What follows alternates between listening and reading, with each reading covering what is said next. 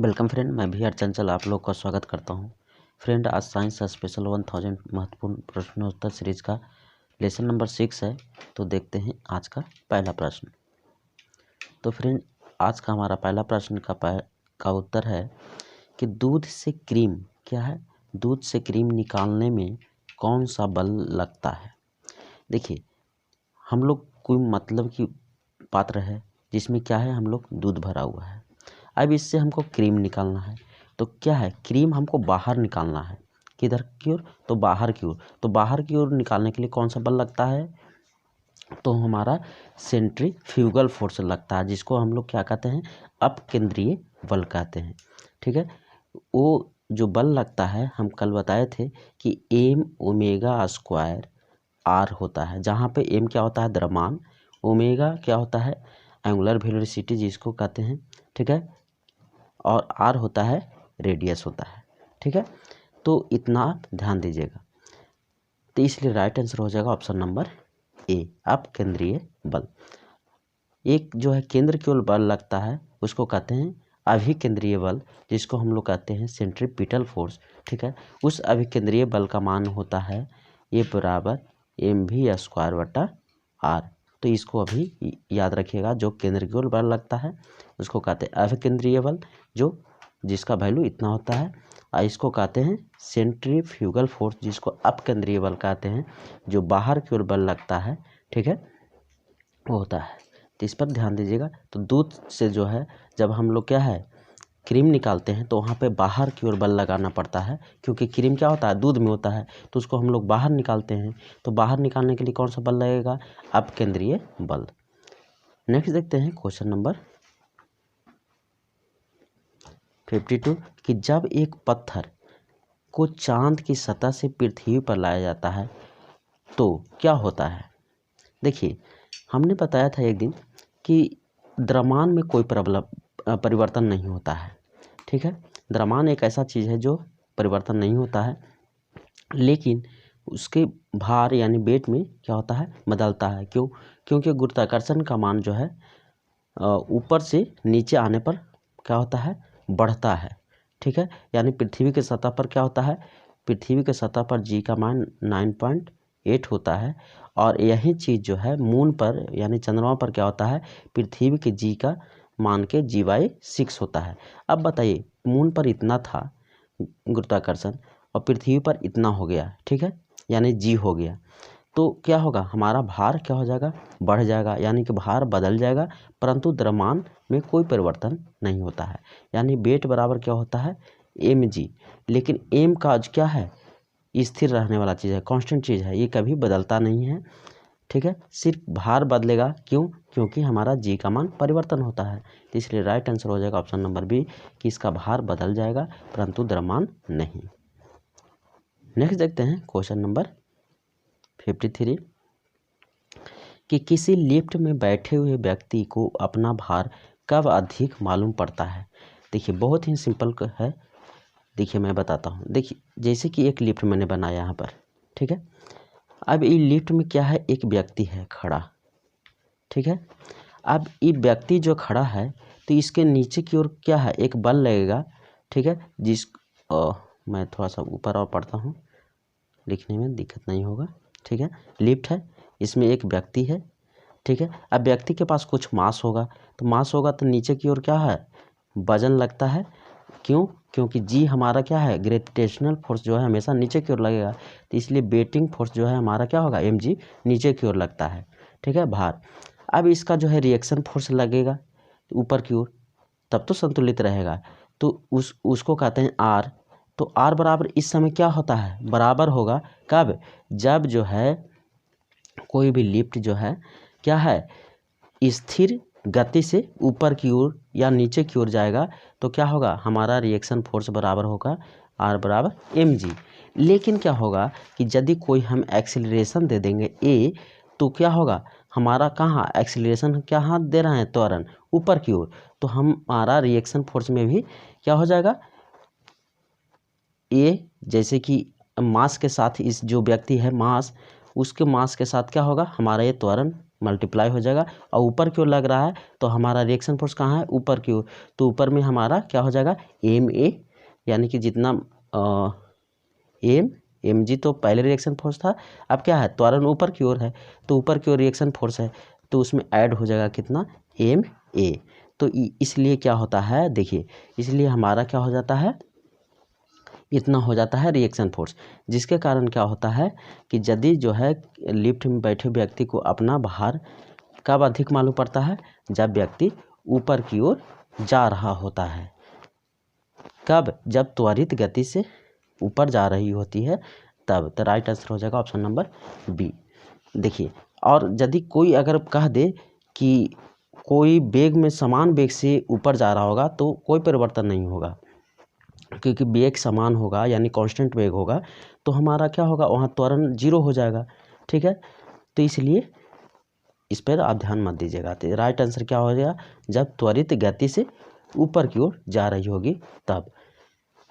Next देखते हैं question number 54 हमारा है कि जब क्या है, एक लिफ्ट में किसी व्यक्ति का प्रत्यक्ष भार वास्तविक भार से कम होता है।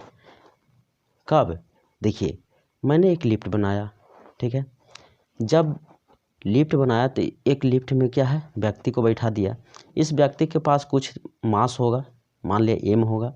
अभी मास के कारण क्या होगा, इसका नीचे G के कारण क्या होगा, वेट आएगा। अब देखिए इसका रिएक्शन फोर्स, ठीक है, R लगेगा।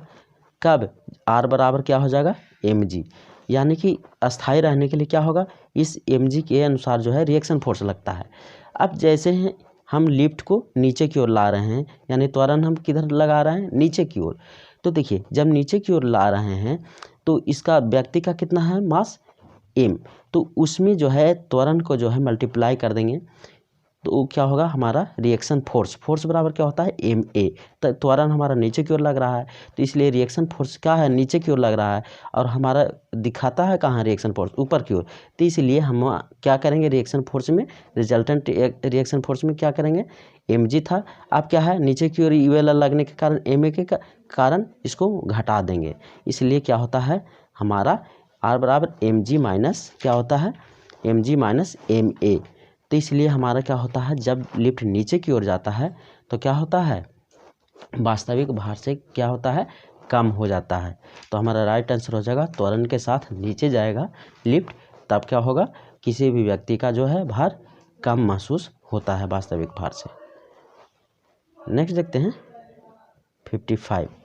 55 हमारा क्या है कि पृथ्वी के गुरुत्वाकर्षण का कितना भाग चंद्रमा के गुरुत्वाकर्षण से नज़दीक होता है। देखिए हमने अभी पहले बताया था कि जो है पृथ्वी पर क्या मान होता है, G, अब पृथ्वी पर G का मान कितना होता है, लगभग 9.8 मीटर प्रति सेकंड, ठीक है, स्क्वायर, क्योंकि त्वरण है। अब देखिए अब G का मान होता है पृथ्वी के सतह पर, यदि ये मून पर चल जाता है तो हमारा G मून बराबर क्या होता है, G/6। तो देखिए G/6 कहाँ पे है, यानी कि लगभग 1/6 मल्टीप्लाई हो जाएगा, ठीक है। तो इसलिए राइट आंसर हो जाएगा 1/6 के नज़दीक होता है। नेक्स्ट देखते हैं क्वेश्चन नंबर 56 क्या है कि लोलक की आवर्तकाल यानी टाइम पीरियड जो है क्या होता है। तो देखिए टाइम पीरियड बराबर होता है T, आवर्तकाल जिसको कहते हैं, T बराबर होता है 2π√L/G, जहाँ L क्या होता है, इफेक्टिव लेंथ होता है, और G क्या होता है, गुरुत्वाकर्षण फोर्स होता है, ठीक है, यानी G का मान क्या होता है। तो देखिए G जो है ऊपर या नीचे जाने पर क्या होता है, घटता है। तो इस पर चाहे ऊपर जाता है तो तेज़ी से घटता है, ठीक है, और नीचे जाता है तो भी घटता है, लेकिन पृथ्वी के सतह पर कितना होता है, G का मान 9.8 होता है। तो इस पर ध्यान दीजिएगा। अब देखिए कि क्या चीज़ पर निर्भर कर रहा है, इतना चीज़ पर, √L/G पर। तो देखिए हमारा ऑप्शन क्या है, द्रव्यमान के ऊपर निर्भर करता है, नहीं करता है, लंबाई के ऊपर निर्भर करता है, करता है, समय के ऊपर निर्भर करता है, नहीं करता है, तापक्रम पर नहीं करता है। तो हमारा राइट आंसर क्या हो जाएगा, ऑप्शन नंबर बी, कि लंबाई पर निर्भर करता है।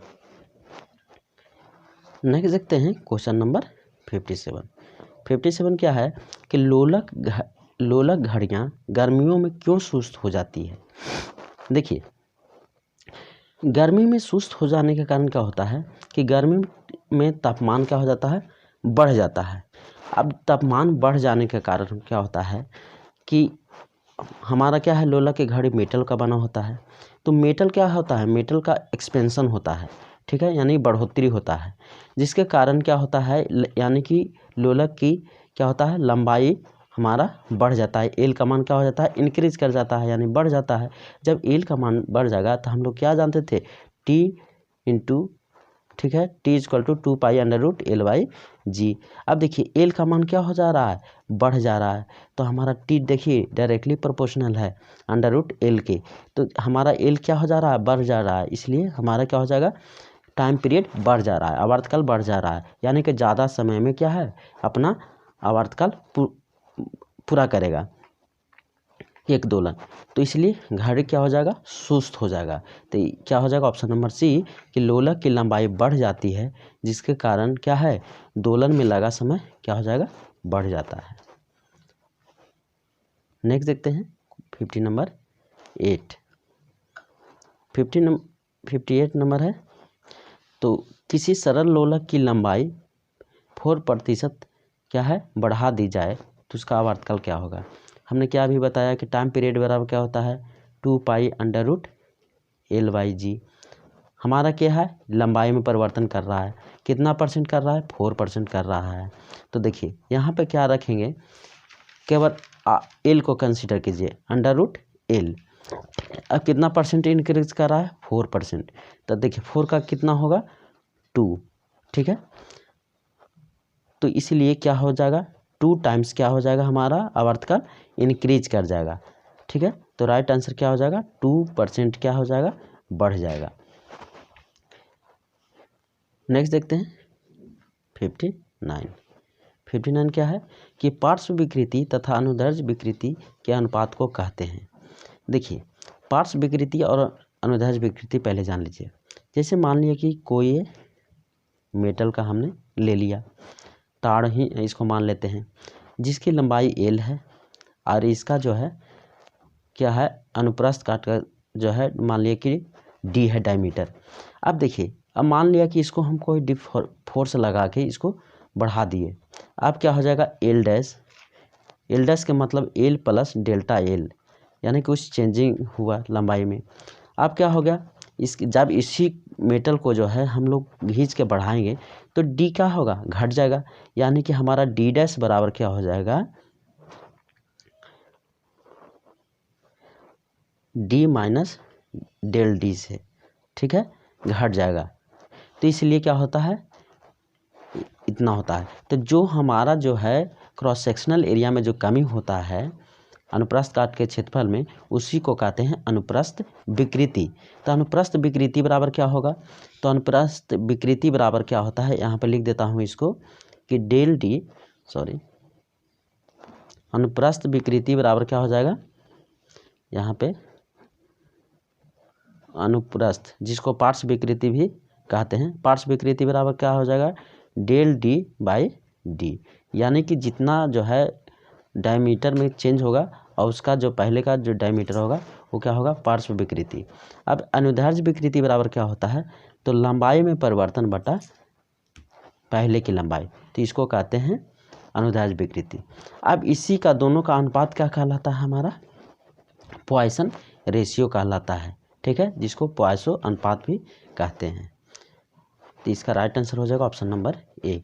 अब देखिए यंग प्रत्यास्थता गुणांक तो जो है हमने बताया था कि इसको कहते हैं, तो ये क्या होगा, स्ट्रेस बाई स्ट्रेन में, यानी प्रतिबल बटा विकृति होता है। इसका क्या होता है, तो प्रतिबल, ठीक है, प्रतिबल बाई विकृति, इसको कहते हैं यंग प्रत्यास्थता गुणांक। तो इसका तो ये होगा। पॉइसन रेशियो का क्या होता है, पार्श्व विकृति बाई अनुदैर्ध्य विकृति।